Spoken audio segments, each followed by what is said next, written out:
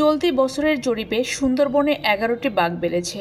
এর মাধ্যমে বাঘের সংখ্যা দাঁড়িয়েছে 125। 1200 এর বেশি ক্যামেরা বসিয়ে পর্যবেক্ষণ করেছে গবেষকরা। মঙ্গলবার 8 অক্টোবর সচিবালয়ে সুন্দরবন বাঘ জরিপ 2024 এর ফলাফল ঘোষণার উপলক্ষে আয়োজিত সংবাদ সম্মেলনে পরিবেশ, বন ও জলবায়ু পরিবর্তন উপদেষ্টা সৈয়দা রেজওয়ানা হাসান এ তথ্য জানান।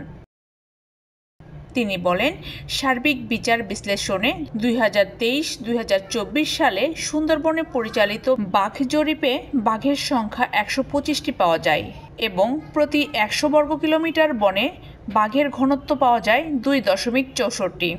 2018 সালের তুলনায় 2024 সালে সুন্দরবনে বাঘের সংখ্যা 9.65% বৃদ্ধি পেয়েছে। 2015 সালের তুলনায় বাঘের সংখ্যা 17.92% বৃদ্ধি পেয়েছে। উপদেষ্টা আরও বলেন, সংখ্যা নির্ধারণের জন্য সর্বপ্রথম 2015 সালে আধুনিক পদ্ধতি ক্যামেরা ট্র্যাপিংয়ের মাধ্যমে বাঘ জরিপ করা হয়। এ জরিপে বাঘের সংখ্যা পাওয়া যায় 106টি এবং প্রতি 100 বর্গ কিলোমিটারে বাঘের ঘনত্ব ছিল 2.17। পরে 2018 সালে দ্বিতীয় পর্যায়ে ক্যামেরা ট্র্যাপিংয়ের মাধ্যমে সুন্দরবনে বাঘ জরিপে 114টি বাঘ পাওয়া যায়। প্রতি 100 বর্গ কিলোমিটারে বাঘের ঘনত্ব ছিল 2.55।